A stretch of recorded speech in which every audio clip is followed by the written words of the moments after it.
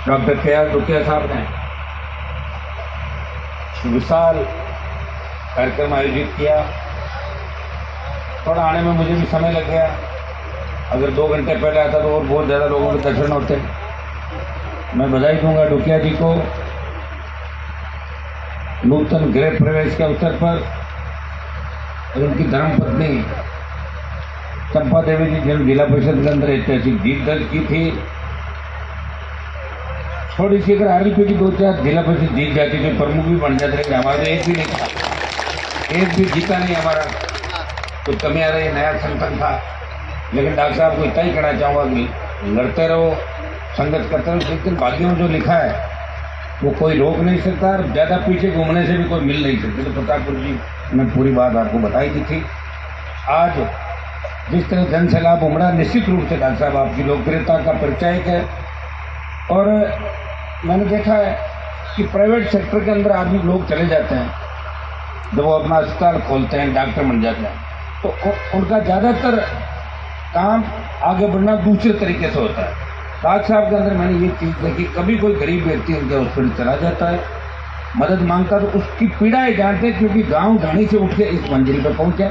इसी तरह डॉक्टर साहब अपना व्यवहार बना करके निश्चित रूप से आगे आपको सफलता मिलेगी। मैं धन्यवाद दूंगा प्रतापपुर जी महाराज को, जिनके सानिध्य के अंदर हमें सच्चे रास्ते पर चलने का मार्ग समय समय पर बाड़मेर, जैसलमेर और इस तमाम इलाकों के अंदर जोधपुर तक प्रतापपुरी जी का आप सारी बात सुनते हैं।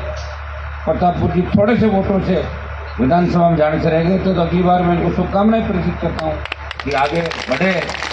और मेरा तो इनसे बहुत अच्छा शुरू से रहा है, ये अच्छी इनके तरह मठ में भी मैं 2-3 बार गया हूँ। सबकी सुनते हैं, सबको साथ लेकर चलते हैं। और इनके साथ साथ जो हमारे भोपालगढ़ के हमारे साथ फुकरा जी, घर घर यहाँ की पूरी टीम, हमारे सारे प्रधानजन, बावड़ी, तिवरी, हमारे भोमाराम जी पूर्व प्रधान साहब, भागीरथ जी बेनीवाल प्रधान जी, भाई रामनाथ जी, जितने हमारे छात्र नेता हैं, ज्योति विद्यालय के पूर्व अध्यक्ष, जितने भी हमारी टीम है, सब जयपुर से हमारे रणदीप चौधरी जो अध्यक्ष है, युवा इकाई राजस्थान के डॉक्टर साहब, भाई प्रेम, और सारी टीम जो यहाँ बैठी है, जोधपुर जिले के जो नौजवान हैं, सबको धन्यवाद होगा कि इस कार्यक्रम के अंदर सब उपस्थित हुए। और डॉक्टर साहब को भी इस बात का धन्यवाद कि आपने कांग्रेस, बीजेपी और आरएलपी का तीनों का एक साथ ही मंच पे बिठा के जो ये काम किया है, अच्छा संदेश डॉक्टर साहब आपने दिया है। और हमारा कांग्रेस, बीजेपी और आरएलपी का तीनों का ही गठबंधन करा दिया मंच पर एक तरीके से। अब तो सामाजिक कार्यक्रम नहीं होना चाहिए। और मैं सब लोगों को यही कहूँगा कि हमें अब शामिल बैठना सीखना पड़ेगा। अपना अपना ठीक है भाई, चुनाव कोई लड़ रहा है, कोई टिकट लेकर आए तो लड़ता रहे अपना, और चुनाव के बाद सब एक जगह बैठ जाओ सारे, तब समझ किसानों की बढ़ेगी। किसानों के अंदर हमारे साथ तकलीफ क्या है। आज भी राजस्थान जैसे लोहावट के अंदर जो घटना घटी, अपने ही समाज के, विष्णु समाज के उस व्यक्ति ने 4 लोगों की हत्या कर दी और खुद मर गया। किस तरह की विडंबना देखी ये, इससे क्या कि दिल दहलाने वाली घटना। आज तो मूड इतना होता है, जैसे अखबार पढ़ा, हमारे सबके घर परिवार है, सब लोग एक ही संस्कृति के लोग अपन, लेकिन ऐसी घटनाएं जो समाज के अंदर होती है तो निश्चित रूप से पूरे समाज को पीड़ा होती है, पूरे प्रदेश को पीड़ा होती है, पूरे देश को पीड़ा होती है। ऐसी घटनाओं की पुनरावृत्ति नहीं। जो आसपास के लोगों से भी हम अपील करते हैं कि जहाँ भी जरा सा भी कोई दिखे ना, तो सूचना आसपास रहने की। आखिर इसका क्या बड़ा कारण बन गया कि कोई व्यक्ति अपने बच्चों को, माता पिता की इस तरह निर्मम हत्या कर सकता है। और मुझे तो लगता है हो सकता है कि इसके अंदर और भी कोई बात हो, इस मामले की सही जांच की भी आवश्यकता हो सकता है, कोई थर्ड पर्सन कोई बात कर जाए। इसकी भी मैं सरकार से मांग करूंगा, इस पूरे प्रकरण की जांच होनी, आखिर ये क्या है पूरा मामला। तो ये दुर्भाग्य है। एक मैं हमेशा इस बीच के अंदर एक बात कहता हूँ कि हमें लड़ना छोड़ना पड़ेगा। किसान जब आपस में लड़ना छोड़ देगा तो किसान सत्ता के शिखर पर बैठ जाएगा। आज भी अखबार का पन्ना उलटते हो तो निश्चित रूप से राजस्थान में अगर एक दूसरे को कोई जो जाति मारती, कोई गोली मारती, कोई तलवार मारती है, तो हमारी जाति सबसे ज्यादा एक दूसरे को कत्ल करती है राजस्थान में। ये नहीं होनी चाहिए, बंद कर दो। प्रतिस्पर्धा का युग है, आगे बढ़ो। कोई व्यक्ति अगर 1 लाख कमा रहा तो 2 लाख कमाने की कोशिश करो, उसके 1 लाख खत्म करने की कोशिश क्यों कर रहे हो आप लोग। ये भावना हर व्यक्ति की होनी चाहिए। किसान के बच्चों को ये सोचना चाहिए, सब हम भोले हैं, लोग हमारा दुरुपयोग करते हैं। दूसरे समाजों से हमें सीखना चाहिए।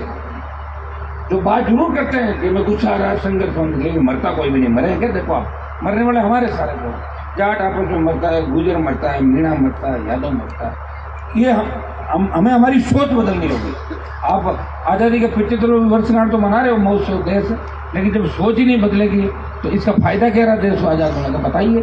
जिन लोगों ने कुर्बानियां देके इस भारत माता को आज़ादी दिलाई, अगर वो सोचते कि 75 साल बाद हिंदुस्तान की ये स्थिति होगी कि हमारी बहन बेटियां रात को 12 बजे सड़क पर नहीं निकल सकती, 8 बजे बाद जिस तरह का अपराध बढ़ रहा है, घटनाएं घटित हो रही है, जिस तरह नशे का कारोबार चल रहा है, कौन लगाम लगाएगा इनको?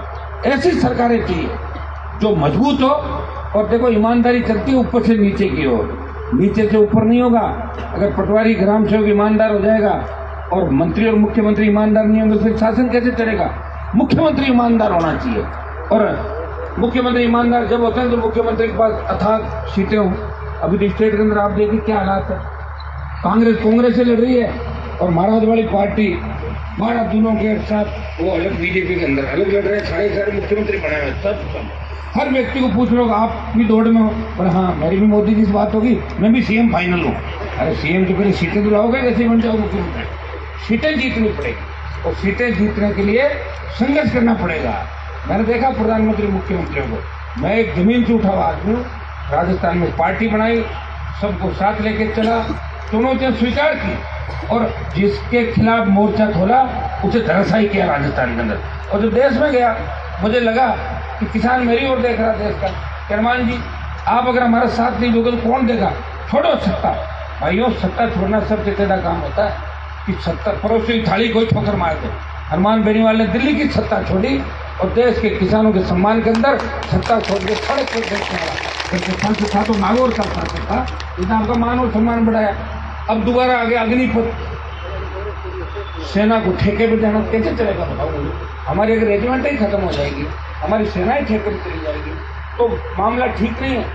तो प्रतापपुर जी को भी कहूँगा, आप गृह मंत्री जो प्रधानमंत्री से मिलते रहता है तो जाके बात पहुँचाएं कि सेना के अंदर 4 साल के लिए अगर कोई जाएगा तो न तो भूतपूर्व सैनिक कहलाएगा और अगर शहीद भी हो जाएगा तो उसे शहीद का दर्जा नहीं मिलेगा। हमारे लोग सेना में इसलिए जाते हैं कि आज तक सीमाएं हमारी वजह से सुरक्षित है, उनके अंदर जज्बा है सेना के अंदर। ऐसा नहीं कि नौकरी के लिए सेना के अंदर जाते हैं लोग, देश भाव देशभक्ति की प्रेरणा से सेना के अंदर जाते हैं। ये इस मामले में भी मेरे विचार हैं, बीजेपी के विचार अलग हैं, कांग्रेस अलग विचारों में चल रही है। राष्ट्रीय लोकतांत्रिक पार्टी क्योंकि जवान और किसान की पार्टी है, इससे मैं अग्निपथ योजना का विरोध कर रहा था। चूरू की रैली का मैंने ऐलान करने वाला तो बीच में उपचुनाव आ गया, अब रैली 10-15 दिन आगे पीछे होगी। चूरू के बाद दर्जन भर रैलियाँ चलेंगे, दिल्ली की ओर कूच करेंगे, प्रयास आखिरी दम तक करेंगे। जिस तरह किसान आंदोलन के अंदर आपने देखा होगा सरकार झुकी, उसी तरह सेना की भर्तियां भी पूर्व की भांति कराएंगे, इस इलाके का विकास हो। अभी जैसे मैं ओशिया के अंदर घुसा खींवसर से तो मैंने बच्चों को कहा जयपुर से आए हैं सर, मैंने कहा देख लो आप खींवसर को देखो और ओशिया को देखो, जैसे ओशिया में आए सड़क देखो आप है कि नहीं? तो खाली बातों से काम थोड़ी चलता है, भाषण दे दिया तो जोर से बोल, उससे क्या होता? अरे काम भी करना पड़ेगा और सत्ता में रहकर भी काम नहीं कराओ, छोड़ दो सत्ता, आ जाओ सड़क पे, मेरे साथ आ जाओ, मैं करवा दूंगा सारे काम, आओ मेरे साथ। तो भाई ये हालात है, इसके लिए कौन जिम्मेदार है? 60 साल जिन्होंने राज किया यहाँ पे, मारवाड़ के अंदर जिनके नाम की तूती बोलती थी, पीने का पानी नहीं ले पाए, यहाँ पे सिंचाई का पानी ले आते।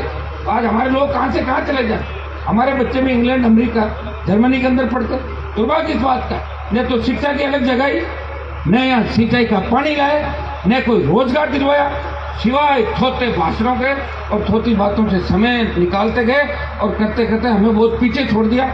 अब एक ही चीज का ध्यान रखना है, जो नेता आपके लिए आधी रात को तैयार हो, जो नेता आपके लिए सत्ता से टकरा जाए, जो आपके लिए अपना सब कुछ छोड़ के आपके बीच आए, ऐसे नेताओं की मदद आपको करनी है। मैं ये नहीं कहता कि मेरा कोई कैंडिडेट आज उतर गया, मैं ये कह रहा हूँ कि ऐसे नेताओं का आपको साथ देना चाहिए जो सुख दुख के अंदर आपके बीच खड़े रहे, जो राजस्थान के अंदर जिनका कोई विजन हो, कोई मिशन लेके चल रहे हो। अभी तो कौन से मिशन विजन आप देख लो, मुख्यमंत्री कैसे बने इसमें लगे ना सारे अभी वाले रह जाए, दूसरे वाला कह रहा मैं बन जाऊँ, बीजेपी वाले कह रहे 12 में बने, 13 वो पहले घूम ही रही है, 12-13 लोग हो गए। सबको चिंता किसी की नहीं। कोरोना में देखा कैसे हुआ, लंपी के अंदर देखो महाराज साहब किस तरह गौ माता की हमारे नारायण जी बहुत प्रयास करें, हम सब करते हैं। मैं तो लोकसभा के अंदर ये भी मामला उठाया था कि गाय को राष्ट्रमाता का दर्जा दिया जाए। लंपी का मामला उठाया, यहाँ भी उठाया, लेकिन लंपी के अंदर कितनी गाय खत्म हो गई आप ये बताइए मुझे। लाखों गाय, कौन जिम्मेदारी लेगा उसकी? दिल्ली वाले कह रहे हैं राजस्थान वाले मार रहे हैं, राजस्थान वाले कह रहे हैं मोदी जी मार रहे हैं। अब तो बताओ सही है कौन? हम उसको ढूंढ रहे हैं, कौन क्या करा भाई? कोरोना में 50 लाख मौत, लंपी से गाय चली गई, रोजगार नहीं, अपराध बढ़ रहे हैं, कहाँ जाएंगे? किसका भरोसा करेंगे? स्वागत सत्कार तो आप लोग हमारा करोगे, ये सही है, जहाँ भी जाएंगे छापे बंद होगे, शोर उठोगे, लेकिन किसी को जिम्मेदारी लेनी होगी कि हमें काम करना है। और एक व्यक्ति से कुछ भी नहीं होता, एक व्यक्ति बढ़ेगा, उसके साथ कारवां बढ़ेगा। लोकतंत्र के अंदर जनता की ताकत हो, सरकार को झुका दो, और कलम की ताकत हो, अपने लोगों को भला कर दो। सरकारों को झुका ही रहे, रोज झुका रहे, आप देख रहे हो, लेकिन राजस्थान बहुत बड़ा है। लेकिन कलम की ताकत जब तक किसानों के हाथ में नहीं आएगी, तब तक राजस्थान के किसान का जो सपना है वो अधूरा रहेगा।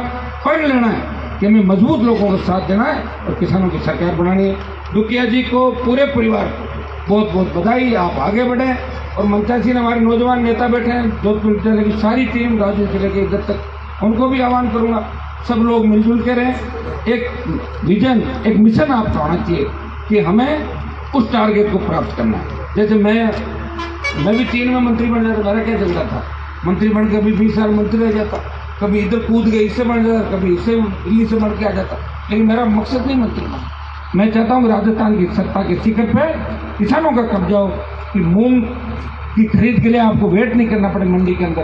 किसान की फसल खराब हो जाए, आपको सड़क पर आके ये नहीं कहना पड़े कि मेरी फसल खराब हो गई, बीमा कंपनी क्लेम नहीं दे रही है। आपको ये नहीं कहना पड़े कि बिजली का बिल ज़्यादा आ गया, कोई VCR भर गया। भाइयों, प्रयास कर सकते हैं, आप सब मिलकर करोगे तो निश्चित रूप से वो दिन दूर नहीं जब राजस्थान की सत्ता के शिखर पे किसानों का कब्जा होगा। बहुत बहुत डॉक्टर साहब को, पूरे परिवार को बधाई।